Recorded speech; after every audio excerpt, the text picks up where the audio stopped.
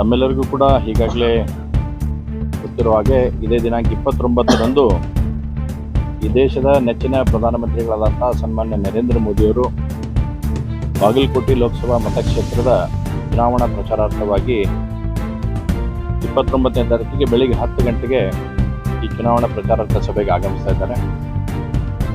ನಮ್ಮೆಲ್ಲರ ಕಾರ್ಯಕರ್ತರ ಪರಿಶ್ರಮ, ಈಗಾಗಲೇ ಸಂಬಂಧಪಟ್ಟಿರ್ತಕ್ಕಂಥ ಅನೇಕ ವಿಭಾಗಗಳನ್ನು, ಸುಮಾರು 25ಕ್ಕೂ ಹೆಚ್ಚಿನ ವಿಭಾಗಗಳನ್ನು ಮಾಡಿ ಆ ವಿಭಾಗಗಳ ಎಲ್ಲ ಪ್ರಮುಖರ ಸಭೆಯನ್ನು ಕೂಡ ಈಗಾಗಲೇ ಸಂಬಂಧಪಟ್ಟಂಥ ನಮ್ಮೆಲ್ಲ ಉಳಿದ ವಿರಾಜ್ ಪಾಟೀಲ್ ಅವರಾಗಲಿ, ಪ್ರಕಾಶ್ ಅವರಾಗಲಿ, ಇಲ್ಲಿ ಎಲ್ಲ ಪ್ರಮುಖರು ಕೂಡ ತೆಗೆದುಕೊಂಡಿದ್ದಾರೆ. ಇವತ್ತು ವಿಶೇಷವಾಗಿ ಸುಮಾರು 1 ಲಕ್ಷಕ್ಕಿಂತ ಈಗಾಗಲೇ ನಮಗೆ ಬಂದಿರತಕ್ಕಂಥ ವರದಿಯಾಗೆಲ್ಲ ತೆಗೆದುಕೊಂಡಾಗ 1 ರಿಂದ 1.5 ಲಕ್ಷದವರೆಗೂ ಕೂಡ ಜನಸಂಖ್ಯೆ ಇದರಲ್ಲಿ ಮತದಾರರಲ್ಲಿ ಸ್ವಯಂ ಪ್ರೇರಣೆಯಿಂದ ಇವತ್ತು ಭಾಗವಹಿಸುವಂಥದ್ದಾಗ್ತಾ ಇದೆ. ಎಲ್ಲ ವಿಧಾನಸಭಾ ಕ್ಷೇತ್ರದಿಂದ, ಬಾಗಲಕೋಟೆ ಮತಕ್ಷೇತ್ರಕ್ಕೆ ಬರ್ತಕ್ಕಂಥ 8 ವಿಧಾನಸಭಾ ಕ್ಷೇತ್ರದಿಂದ ನಮ್ಮೆಲ್ಲ ಶಾಸಕರಾಗಲಿ, ಮಾಜಿ ಶಾಸಕರಾಗಲಿ, ವಿಧಾನ ಪರಿಷತ್ ಸದಸ್ಯರಾಗಲಿ, ಜಿಲ್ಲಾ ಅಧ್ಯಕ್ಷರ ಆದಿಯಾಗಿರೋದು ನಮ್ಮ ಮಂಡಲ ಅಧ್ಯಕ್ಷರಿಗೆ, ಶಕ್ತಿ ಕೇಂದ್ರ ಬೂತಿನ ಅಧ್ಯಕ್ಷರವರೆಗೂ ಕೂಡ ಬಹಳ ಒಳ್ಳೆಯ ರೀತಿಯಿಂದ ಈ ಕಾರ್ಯಕ್ರಮದ ಪೂರ್ಣ ವ್ಯವಸ್ಥೆಯನ್ನು ಮಾಡುವಂಥ ನಿಟ್ಟಿನಲ್ಲಿ ಎಲ್ಲರೂ ಕೂಡ ಬಹಳ ವ್ಯವಸ್ಥೆ ತೆಗೆದುಕೊಂಡಿದ್ದಾರೆ.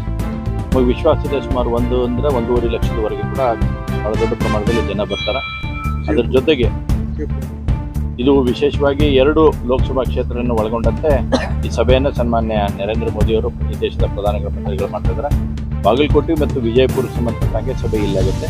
ಅದೇ ರೀತಿ ಈ ಕ್ಲಸ್ಟರ್ಗೆ ಸಂಬಂಧಪಟ್ಟಂಥ ಸಭೆ ಇನ್ನೊಂದಂದರೆ ಚಿಕ್ಕೋಡಿ ಮತ್ತು ಬೆಳಗಾವಿದು 28ನೇ ತಾರೀಕಿಗೆ ಅಲ್ಲಿ ಕೂಡ ಬೆಳಗಾವಿಯಲ್ಲಿ ಸಭೆಯನ್ನು ಕೂಡ ಮಾಡ್ತಾ ಇದೆ.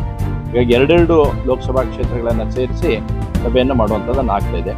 ನಮಗೆ ವಿಶ್ವಾಸ ಇದೆ, ಈ ಸಭೆಯ ನಂತರ ಈಗಾಗಲೇ ಬಹಳ ಉತ್ತಮ ರೀತಿಯಾದಂಥ ವಾತಾವರಣ ಇಡೀ ಬಾಗಲಕೋಟೆ ಮತಕ್ಷೇತ್ರದಲ್ಲಿ ನಾವು ಆಗಿದೆ.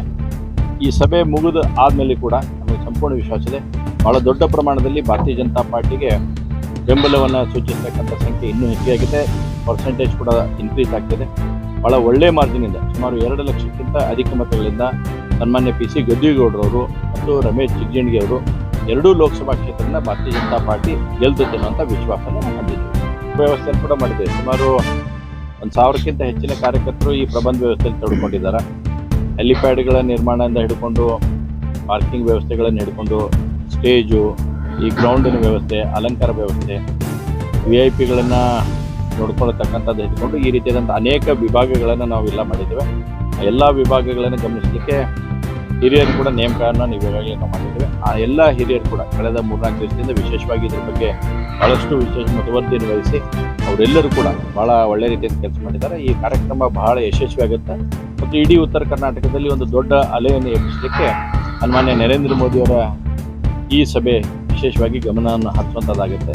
ನಿಮಗೆಲ್ಲರಿಗೂ ಗೊತ್ತಿದೆ, ಕಳೆದ 10 ವರ್ಷಗಳಲ್ಲಿ ಸನ್ಮಾನ್ಯ ನರೇಂದ್ರ ಮೋದಿಯವರ ನೇತೃತ್ವದ ಸರ್ಕಾರ ಅಭೂತಪೂರ್ವವಾಗಿರ್ತಕ್ಕಂಥ ಕೊಡುಗೆಗಳನ್ನು ಕೊಟ್ಟಿರೋದು. ಅದು 2004ರಿಂದ 2014, 2014ರಿಂದ 2024ರವರೆಗಿನ ನಾವು ಘಟನಾವಳಿಗಳನ್ನು ನೋಡಿದರೆ 2004ರಿಂದ 2014ರವರೆಗೆ ಏನು ಭ್ರಷ್ಟಾಚಾರ ಅಂತಕ್ಕಂಥದ್ದೇ ಆಗಿತ್ತು, ಕೇವಲ ಭ್ರಷ್ಟಾಚಾರವನ್ನು ನೋಡ್ತಕ್ಕಂಥ ಸಂದರ್ಭ ಇತ್ತು. ಆದರೆ 2014ರಿಂದ 2024ರವರೆಗೆ ನರೇಂದ್ರ ಮೋದಿಯವರ ನೇತೃತ್ವದ ಸರ್ಕಾರ ಒಂದೇ ಒಂದು ಭ್ರಷ್ಟಾಚಾರ ಇಲ್ಲದ ರೀತಿಯಲ್ಲಿ, ಯಾವೊಬ್ಬ ಮಂತ್ರಿಗಳಾಗಲಿ, ಯಾವೊಬ್ಬ ಸಂಸದರ ಮೇಲೆ ಕೂಡ ಯಾವುದೇ ಕಪ್ಪು ಚುಕ್ಕೆ ಇಲ್ಲದ ರೀತಿಯಲ್ಲಿ ಅದ್ಭುತವಾಗಿ ಸರ್ಕಾರ ಕೊಟ್ಟಿರ್ತಕ್ಕಂಥದ್ದನ್ನು ಈ ದೇಶದ ಜನತೆ ನೋಡಿದ್ದಾರೆ. ಅಭಿವೃದ್ಧಿ ಅಂದರೆ ನರೇಂದ್ರ ಮೋದಿ ಅಭಿವೃದ್ಧಿ ಅಂತಕ್ಕಂಥದ್ದನ್ನು ಇಡೀ ದೇಶದ ಜನತೆ ಗಮನಿಸಿದ್ದಾರೆ. ಹೀಗಾಗಿ ನಮಗೆ ವಿಶ್ವಾಸ ಇದೆ, ಇವತ್ತಿನ 2ನೇ ಹಂತದ ಏನು ಮತದಾನ ನಡೆದಿದೆ, ಬೆಳಗ್ಗೆಯಿಂದ ನಾವು ನೋಡ್ಕೊಂಡಿದ್ದೇವೆ. ಕರ್ನಾಟಕದ 14 ಕ್ಷೇತ್ರಗಳಲ್ಲಿ ಕೂಡ ಭಾಳ ಒಳ್ಳೆ ರೀತಿಯಾದಂಥ ಮತದಾನ ಆಗ್ತದೆ.